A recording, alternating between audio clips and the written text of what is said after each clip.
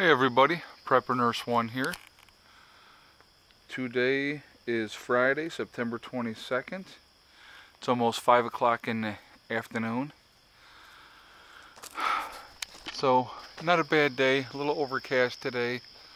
I believe that it got up close to 80 today, I'm not 100% sure. I know it was in the high 70s. I'll show you here we got 1.9 and 1.9 on both of the solar. We still got solar coming in on both of them as well, so they might both hit 2.0, which would be good because we're at 3.8 kilowatt hours in on the day right now. So I wanted to talk to you guys about something. So first of all, I got to show you the t-shirt, okay? It says, "Let them hate so long as they fear." I thought that was pretty cool. I like that shirt. So you can hate me all you want, but you better have a healthy fear. Anyway, so I wanted to talk to you guys today about free rides, okay? And I wanted to correlate that with S.H.T.F. Now right now, I think as most people know, more than, I think it's like 48%. It might even be more than that. I'm not 100% sure. But I know it's a great number of people in this country get a free ride. Some form of assistance or something, okay? So a lot of people are basically living off the government, and or I should say all of us people that are out there working every day for a living. And that it drives me crazy sometimes. It really truly does, but it is what it is. I don't mind somebody getting help if they need help, but there's way too many people that play this system. But that's a whole nother, we could get into that whole video. But I wanted to talk about no free rides when S.H.T.F happens. That's actually what I wanted to do this video on. Okay, so here we have the way our society is today, especially here in the United States, and the way people are. And we have way too many people got their hand out looking for something for nothing and not willing to work for anything. And you have a whole generation with a mentality of entitlement, and they think that they deserve to have something for nothing. So, you know, and everything's been handed to them by their parents, okay? They haven't had to work for anything. You have a lot more of these people that are staying home, living with mom and dad much longer, you know, not actually going out into the world themselves and making a living. Okay, so let's talk about that as it comes to when S.H.T.F happens. I think it's going to be a huge, huge rude awakening for a lot of people. You know, the ones that are lazy, that don't want to do nothing, that want something for nothing, those people are in for a shock because there's no more free rides. You know, as preppers, a lot of us are prepared to, you know, to help to a degree, but even with that, you know, if somebody came to my property and said, "Hey, listen, we're starving, we want something to eat, whatever," okay, you want something to eat, then I want something too. I want some work done. And if they're not willing to do that work, then they're not going to eat. That's as simple as that. And you got too many people out there that are so used to having something for nothing and somebody else taking care of them. They're not going to be able to know how to react to that, won't know what to do. But I think hunger would overcome a lot of those obstacles, to be honest with you. But it's going to be a whole new world, and all these people that have scammed the system for years and years and years, worked it over and got that free ride and did absolutely nothing before, it's going to be a whole new world for them. Because obviously, you know, that if they've been riding the system forever, most of those people don't prep, okay? They do not prep. Now, don't get me wrong, and like I said, please don't get on here and hammer me and say, "Oh, well, you know, some people need assistance because of this, that, or the other thing." I agree. I'm not disagreeing with that. What I'm talking about is there's no way, in my humble opinion, that 48% of the people in this country are incapable of working in some form or another, okay? That is BS. We have a lot of people that have learned how to play the system. that want something for nothing.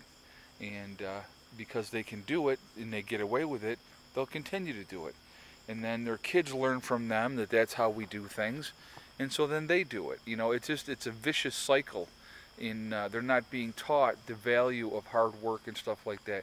And realistically, if you look at it, you can bust your butt, and what happens? Your taxes go up every year.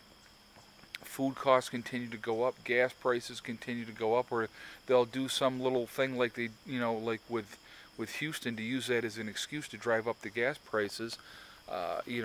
And as those come back online, and I don't think it's going to take that long for those to come back online, I don't see the gas prices going back down. They're not going to, because it's like they want them to be higher, and they would be the oil companies, because it's more money for them. I mean, let's just be realistic, okay?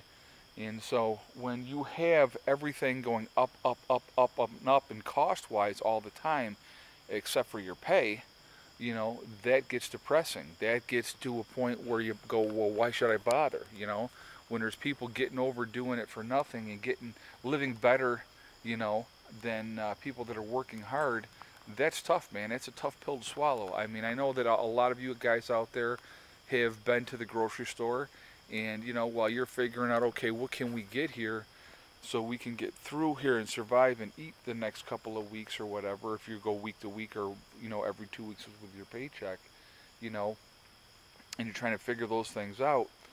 And in the meantime, you got these people that are just absolutely loading their carts up with all kinds of crap, and they're eating better than you are because they're getting it for free. That's frustrating, and it is. And I mean I've been there. I've seen it too. And and I'm going to be honest with you, 100% honest. I had one time that I got food stamps for a short period of time, and I'll be honest with you, it was humiliating. It was very humbling, but I'll tell you also, at the same time, I was very grateful to have it, because the most important thing to me are those two guys in there, and that's why I went and applied for it, because I needed the help at that point. But I told them, this is, I don't want this, and this is not going to be a long-term thing at all. And they were like, well, wow, you've never been on this system before. And I said, no, I haven't. And I said, I won't be on it long. And I wasn't. But the thing was, that's what those programs should be there for, to help for a short-term interval while you get your back on your feet, you get things squared away again, and you can keep going again. Unfortunately, people get really comfortable, okay? In an S.H.T.F situation, there's not going to be any getting comfortable. It's, there's going to be things that got to be done, and if you want to eat, you're going to work. And if you don't work, then you're not going to eat. That's the bottom line. And that goes for anybody that would be in my group as well. I mean, everybody works. That includes me. There's no exception. There's no, well, hey, he's in charge or she's in charge, so they don't have to do anything. That's crap. Everybody works, and it's a team effort, and everybody works together, because I'll tell you what, when S.H.T.F happens, there's going to be a lot that's got to be done, and there's going to be all kinds of stuff to do constantly, okay? And everybody in every age group can do something. Little kids, here's something little kids can do. They can go around and they can pick up sticks, okay? They can pick, even don't care if they get one or two at a time. They can pick up sticks. And those things can be used to start fires and whatnot, okay? They can bring in wood. I don't care if they're bringing in wood one piece at a time. That's something that they can do. Little kids can get out there and you can have them weed the garden. There's a lot of things that you can have little kids do, okay? Now let's talk about the older people, okay? What can the older people do? Well, older people can stand watch. They can, they can help with cooking dinner or whatnot and stuff like that. Maybe, they can't stand for long periods of time, but they got a lot of knowledge. A lot of older people have a lot of knowledge, guys, and we can learn a lot from them, okay? So that's important to remember, too. They're not just, they didn't live this long for, because they didn't know nothing. Get a lot of leaves coming down now. A lot of leaves. But anyway, when S.H.T.F happens, no more free rides. So people are going to have to earn their way. And that, like I said, and that goes with any group that you have, with anything that you're going to do. It's going to be supply and demand, I mean, You know, you're hungry, you want something to eat, that's awesome. And I'd be more than happy to feed you right after you do these chores for me, you know. And that's how it's going to be. I mean, that's the reality of it. Ditches have got to be dug. Latrines are going to need to be dug. I mean, sanitation is going to be a huge, huge thing after S.H.T.F. with no more running water. I mean, so those are things you got to really, truly think about. So anyway, you know, no free rides. That's how it's going to be. It's not going to be like it is now. And it's like, that would be one thing, honestly. You know, if somebody said to me, do you really want S.H.T.F. to happen? That would be one reason why I would say, yeah, I do. Because I get so sick and tired of working all the time and having other people just sitting around on their behinds, getting that free check and getting that free food because they don't feel like working. You know, well, you know, I look at it like this. I have dreams and goals and aspirations that I want to obtain, and I know the only way to do that is to work. And so that's why we do it, you know. But the thing is, there has to be a light at the end of the tunnel, guys. There really does. There has to be a light at the end of the tunnel of everything you're doing. I mean, if you got that great big house, well, now you're a slave to that house because you got that mortgage payment. You don't pay that mortgage payment, they're going to take that house away. So you got to look at your goals, set realistic goals of what you want to do, what you want to accomplish, and you can do it. I mean, it's, you know, I say that all the time, but it's so true. And the thing is, it's living within your means, not being extravagant. Don't live on credit cards, you know, because all that does is get you further and further in a hole. And realistically, that's what the credit card companies want. They want you to be in that hole. They want you to be paying, and they want you to pay the minimum payment. They don't want you paying out a big chunk of that bill every month. They want you to pay the minimum because they'll make more money on you in the long run if you do that. So it's a really vicious cycle that's out there, and more of us need to break that cycle. I broke that cycle. I mean, I was in that same boat, guys. I mean, I was heavy in credit card debt, you know, big mortgage payment, 2 car payments, and it's just like, you know, and I realized one day that this is insanity. It's insanity. And the only people that were getting rich were the banks, the, you know, the credit card companies. You know, it was absolutely nuts. And so, you know, I made some decisions. And if you go back and see my old videos, you'll see what those were, you know, and I started over. And, you know, I got to say, the life that I've decided to live has been much better because the stress is not there of, oh my God, how am I going to pay this? How am I going to pay that? You know? Yeah, do I have taxes that I have to pay on my property? Sure I do, okay? But everybody's got that. I don't care where you're living unless you're renting. You know, if you're renting, then you never own squat anyway, so you're basically throwing good money after bad.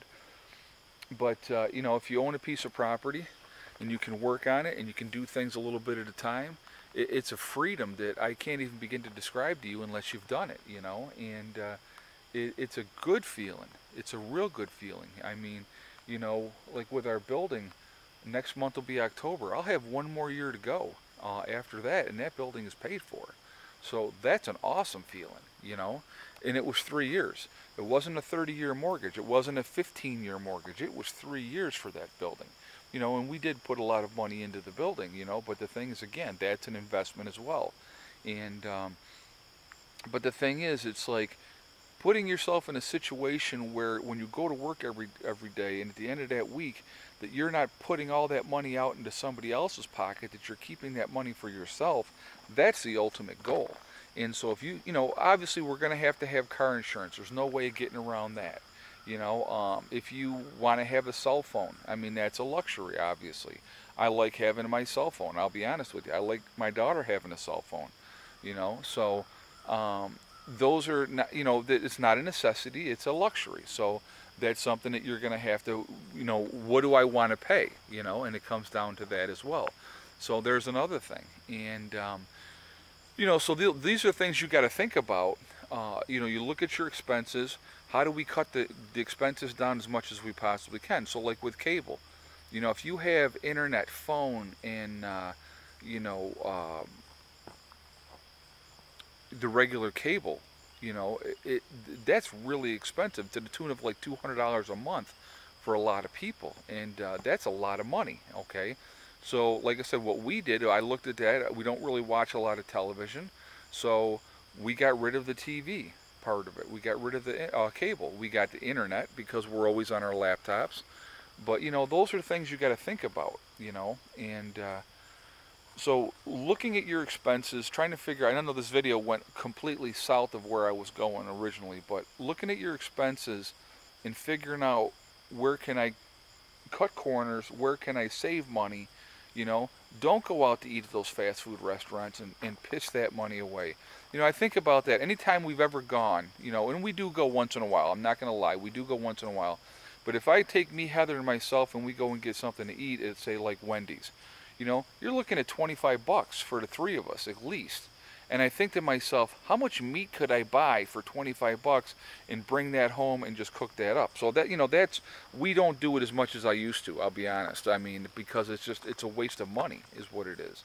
So I mean, I would rather cook meals at home and do it that way. It's a lot less expensive, I can tell you. And at the end of the week, we got a lot more money in our pockets to work with. So those are things to think about too, guys. It's like, at the end of the day, where do you want that money to go? Do you want that money to go into somebody else's pocket, or do you want it to go into yours? And my thing is, I want it to go into mine. So with getting the building, yeah, for 3 more years, a lot of my money, not a lot, but the payment for the building, that went into somebody else's pocket. I got 1 more year to go, and then that money goes back into my pocket. I won't have that expense again because we already have our home now. It'll be paid for. It'll be, there's some stuff I'd like to do on the inside, obviously, and stuff like that as well. But, that's going to come with time. But the thing is, once I got that building paid off, I have money freed up to do for other things that I want to do for us, not for, going into somebody else's pocket. So, and it's like my truck. My truck, I've had it for, let's see, 9 or 10 years now. It's paid for. Now, granted, my motorcycle, I have a payment on my motorcycle. But again, that's my toy, so that's something that I wanted. I figured it out that I could afford to do it, so I did it. Do I need it? No, I don't need it, but I wanted it, so I got it. We still have to have our indulgences, don't get me wrong, okay? But the thing is, if you are smart overall, and if you're working towards putting more of your own money into your own pocket instead of somebody else's, you're going to be better off. And then you're not a slave to the system, not anymore, okay? So anyway, like I said, this video got completely off track of where I was going. But anyway, that happens sometimes because I get on a roll and I get rambling. But anyway, so guys, listen, it's Friday. I hope you guys are going to have a safe weekend. I am going to jump off here because I've been talking too long already. So listen, remember, hug and kiss the ones you love. Tell them every day. Tomorrow is not guaranteed. We never know what's going to happen. And remember, guys, STD, it's one step at a time, one thing at a time, one day at a time. Whatever your goals are, whatever you're trying to reach, whatever you're trying to accomplish, it doesn't necessarily have to do with prepping or living off grid, but whatever you're working towards, you can do it as long as you work at it methodically, okay? And I will talk to you all tomorrow, and I hope everybody has a great weekend, okay? Prepper Nurse 1 out for now.